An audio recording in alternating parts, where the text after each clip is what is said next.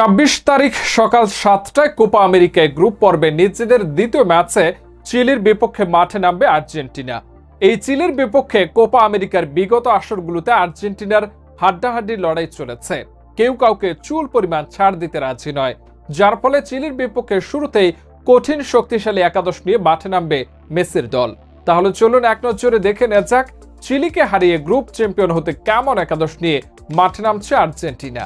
ভিডিওর বিস্তারিত থাকছে প্রতিবেদনের বাকি অংশে। আর্জেন্টিনা এবং চিলির শেষ ৫ দেখায় ২টি জিতেছে আর্জেন্টিনা এবং ৩টি ড্র হয়েছে, যার ফলে বোঝাই যাচ্ছে চিলির থেকে অনেকটাই এগিয়ে রয়েছে বর্তমান চ্যাম্পিয়নরা। তবে চিলি নিজেদের শেষ ৫ ম্যাচে ২টিতে জিতেছে, ২টিতে ড্র করেছে এবং ১টিতে হেরেছে, যার ফলে চিলি ও আর্জেন্টিনাকে রুখতে প্রস্তুত রয়েছে। এছাড়াও কোপা আমেরিকায় এই দুই দলের খেলা বেশ জমে উঠেছে। তো চলুন এক নজরে দেখে নেওয়া যাক আর্জেন্টিনার শুরুর একাদশে কারা সুযোগ পাচ্ছে।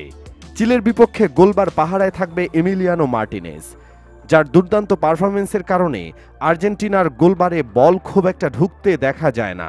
ডিফেন্স লাইনে ট্যাকেল দেওয়ার জন্য শুরুর একাদশে থাকবে সময়ের সেরা ৪ ডিফেন্ডার, যাদের মধ্যে রয়েছে অ্যাটলেটিকো মাদ্রিদের তারকা defender Nahuel Molina, Tottenham Hotspur ক্লাবের সবচেয়ে সেরা ডিফেন্ডার ক্রিশ্চিয়ান রোমেরো, এছাড়াও রয়েছে ম্যানচেস্টার ইউনাইটেডের মতো বিশ্বসেরা ক্লাবের হয়ে খেলা লিসান্দ্রো মার্টিনেজ এবং সেভিলা এফসি ক্লাবের হয়ে দুর্দান্ত খেলতে থাকা মার্কাস অ্যাকুনা।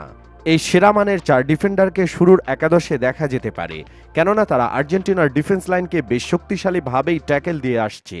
মিডফিল্ডার হিসেবে থাকবে শক্তিশালী দেহের অধিকারী রদ্রিগো ডি পল, যিনি অ্যাটলেটিকো মাদ্রিদের হয়ে খেলে থাকেন।